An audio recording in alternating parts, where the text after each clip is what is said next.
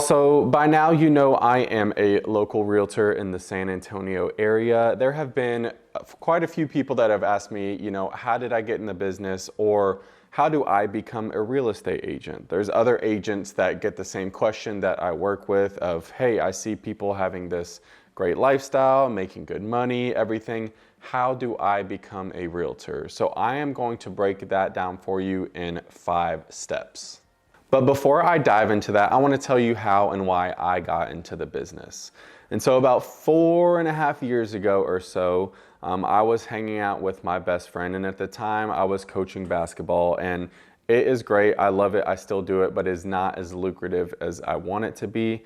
And so I thought, let me look for something with obviously better pay, but a flexible schedule so I can still coach.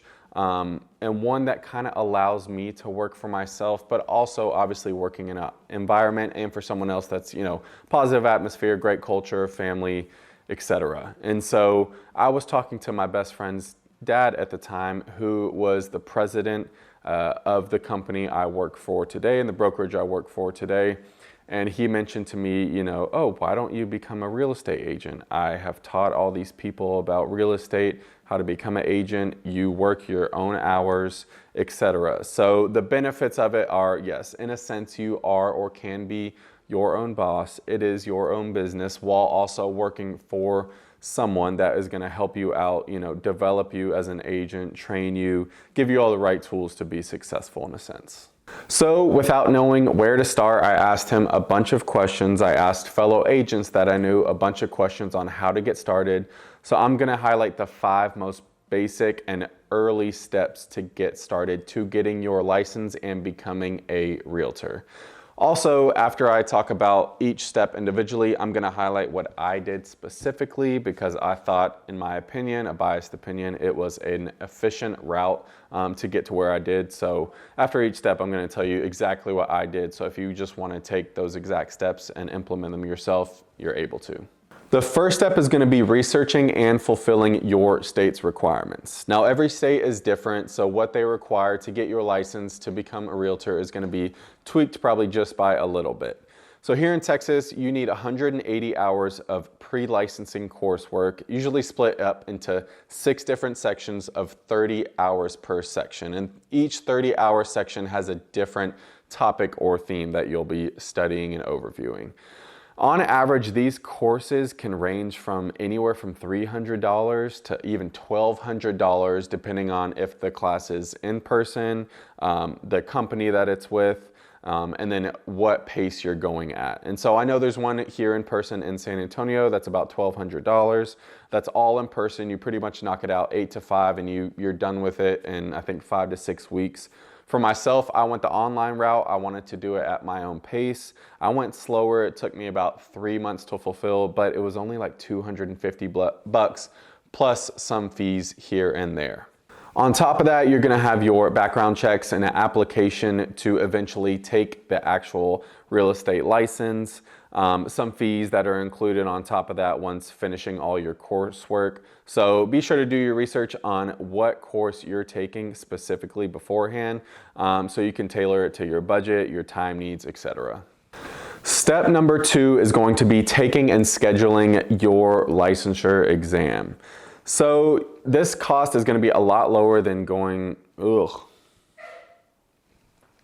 Step 2 is going to be taking and scheduling your exam for your license. So this cost is going to be a lot lower than the pre-license coursework. It's going to be about, I think, $50 or $60 when I took it. It may be different now, 4 years later, but the cost is pretty minimal.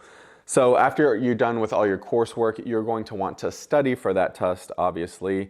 I recommend going to like a test prep course of some sort, whether that's, again, online or in person. I went here in person at Champion School of Real Estate. We did like a 1 or 2 day test prep, and then they gave you a test prep booklet as well that I found to be most helpful. And just a hint ahead of time, there's a national and a state portion of your license exam. And the state, in my opinion, is a bit tougher, so make sure you knock that out of the park and study for that as best as possible. Obviously, you're going to want to do the same thing with the national as well. Just a heads up too, there is a 43% fail rate on the first attempt of taking the real estate licensure test here in Texas. So make sure you're well prepared ahead of time, but don't worry, you have up to 3 times to take it. So if you do fail that first time, learn from those mistakes, study extra hard on that portion, and then you'll nail it the next time. I didn't even pass my first time. I didn't pass the state part by 2 points. So having that test prep outlet that I did at Champion School of Real Estate really helped because I knocked it out of the park that next time. The next step and the general step is going to be to actually activate your license. So depending on which state you're in, you're going to have to get with your state board and have some fees due. They're going to run their background checks. They're going to test certain things. They're going to have some documents that you need to submit on behalf of your coursework and then your passing of your license exam as well. And so when you get to that point, you submit all your documents. It's a pretty quick process, maybe takes a couple weeks at the most to get fully approved, fully licensed. After that though, you're going to want to make sure, and you can do this after you find a brokerage as well, but that you are registered with the National Association of Realtors. There's often 2 terms when people think of people that sell real estate, and that's a real estate agent and a realtor. A realtor is someone who's actually registered with the National Association of Realtors. It's a small fee per year, but I think it goes a long way to have that designation. There's a bunch of tools, resources, and education available to you through that. So if I were you, I would go the realtor route and make sure to register yourself with the National Association of Realtors. And on top of that, every 2 years, after you're done with all that 180 hours of coursework, every 2 years you're going to have to re-up your license after you activate it for the first time. So within that 2 years, you're going to take courses of what's called CE courses, which are continuing education courses. You're going to have to total, at least here in Texas, 98 hours, 90 of that being general coursework, and then 4 being a Legal 1 course and another 4 being a Legal 2 course. So just be on the lookout for that within your first 2 years to knock that out. The next and probably the most important step is going to be finding and joining a brokerage. I have been with the same brokerage for 4 years because of a multitude of reasons that I can go over in another separate video. But this is one of the most important steps because you are going to want a brokerage and a company that suits you and fits you best. You know, there's different types of agents out there that are kind of head down. They can run their own business. They don't need any help, any training, etc. There's definitely brokerages out there for you. But especially when you're first starting out, I think it's important that you want to find a brokerage that fits you, that gives you some training, resources, availability from the brokers and mentors that are there that can help you get started. Because at first, especially your first 6 months, it is not an easy transition from going from not being in the business to being brand new. So getting as much help early on is important. So if you're looking for that, find a brokerage that fits you, that best helps. Now, what I'd recommend doing is probably interviewing with at least 3 different brokerages. So if I were you, during the time that you're getting your license and taking those pre-licensing courses, start to do some research about local brokerages in your area. You want to try to find maybe 3 different ones that have 3 different structures or types of brokerages, right? So you could go with the bigger ones and interview with them just to see what the culture and atmosphere is like and how you'd be a best fit. There are thousands and thousands of agents, especially here in San Antonio, tons of brokerages that you can select from. So I'd recommend going maybe interviewing with one of the higher brokerages that have a vast amount of agents that work for them, and maybe there are some teams or groups within that brokerage that you can kind of fit in or mesh with. I'd recommend going maybe a medium-sized one. I think we're one of the bigger ones, but one of the more medium-sized companies when it comes to, you know, the big box brokerages. And with that being said, we have more of a family atmosphere, family culture, a really positive environment where I believe all the agents within the company really enjoy being there or really want to help each other. So I'd say interview with a company like that as well. And at the end, interview with a brokerage, maybe a really small niche brokerages where you can find yourself growing within there and maybe forming your own team over a certain period of time.